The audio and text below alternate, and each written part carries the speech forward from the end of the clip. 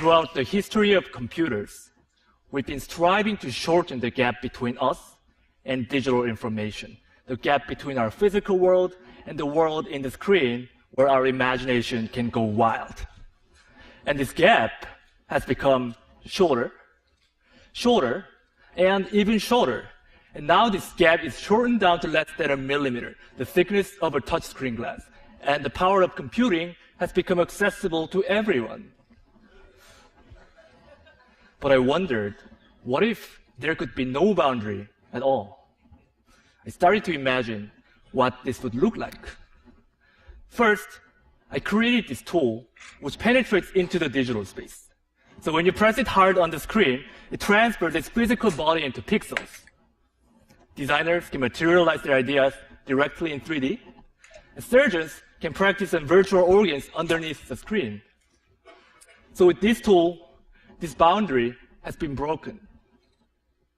But our two hands still remain outside the screen. Then how can you reach inside and interact with the digital information using full dexterity of our hands?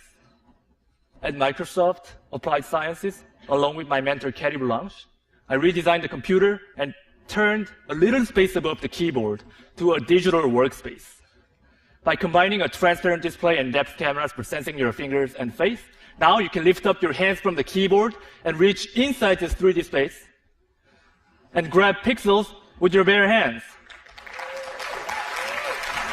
Because Windows and files have the position in the real space, selecting them is as easy as grabbing a book off your shelf. Then you can flip through this book while highlighting the lines, words on the virtual touchpad below each floating window. Architects can stretch or rotate the models with their two hands directly. So in these examples, we are reaching into the digital world. But how about reversing this role and having the digital information reach us instead? I'm sure many of us have the experience of buying and returning items online, but now you don't have to worry about it. What I got here is an online augmented fitting room. This is a view that you get from head-mounted or see-through display when the system understands the geometry of your body. Taking this idea further, I started to think, instead of just seeing these pixels in our space, how can we make it physical so that we can touch and feel it?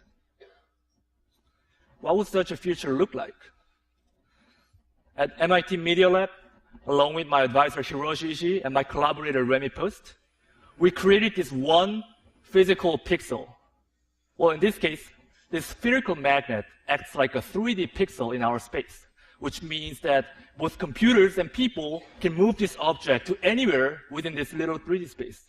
What we did was essentially canceling gravity and controlling the movement by combining magnetic levitation and mechanical actuation and sensing technologies.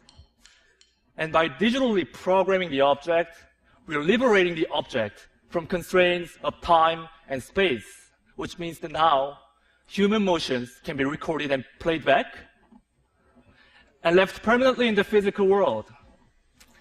So choreography can be taught physically over distance, and Michael Jordan's famous shooting can be replicated over and over as a physical reality. Students can use this as a tool to learn about the complex concepts such as the planetary motion, physics. And unlike computer screens or textbooks, this is a real, tangible experience that you can touch and feel, and it's very powerful. And what's more exciting than just turning what's currently in the computer physical is to start imagining how programming the world will alter even our daily physical activities.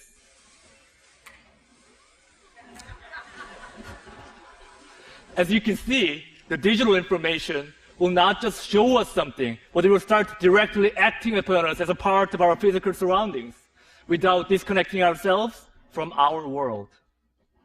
Today, we started by talking about the boundary. But if we remove this boundary, the only boundary left is our imagination.